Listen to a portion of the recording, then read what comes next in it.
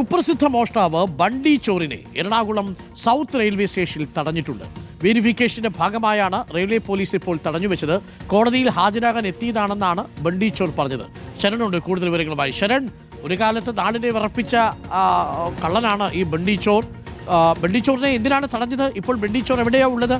Sharan, good morning.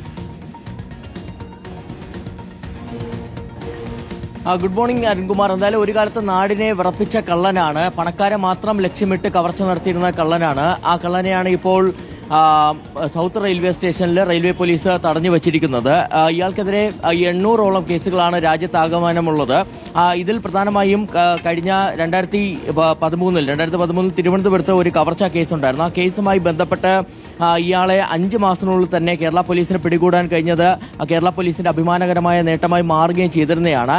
ഇന്നലെ രാത്രിയോട് കൂടിയാണ് ഇയാൾ ഇവിടേക്ക് വന്നിറങ്ങിയത്. ഇയാൾ വന്നിറങ്ങിയ ശേഷം റെയിൽവേ പോലീസ് ഇയാളെ തടഞ്ഞു വയ്ക്കുന്നു. എന്തിനു വേണ്ടിയാണ് ഇവിടേക്ക് വന്നതെന്ന് ചോദിച്ചു. അപ്പോൾ ഇയാൾ കോടതിയിൽ ഹാജരാകാനായാണ് എത്തിയെന്നുള്ളതാണ് പറഞ്ഞത്.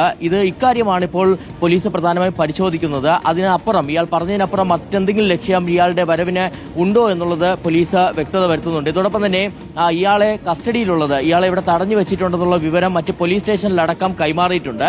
റെയിൽവേ പോലീസിന് നിലവിൽ ലഭിച്ചിരിക്കുന്ന വിവരം പുതിയ കേസുകളൊന്നും തന്നെ ബണ്ടി ചോറിന്റെ പേരിൽ ഇല്ല എന്നുള്ളതാണ്. അതുകൊണ്ട് തന്നെ ഇയാളെ വിട്ടയക്കാനുള്ള സാധ്യതയാണ് കാണുന്നത്. ഇതിൽ ഇപ്പോഴും ഇയാളുടെ കാര്യത്തിൽ വെരിഫിക്കേഷൻ തുടരുകയാണ്. ശരൺ, മറ്റ് മോഷണ കേസുകളിലേക്ക് ഇയാൾക്ക് ജാമ്യം കിട്ടിയിട്ടുണ്ടാവും അല്ലേ?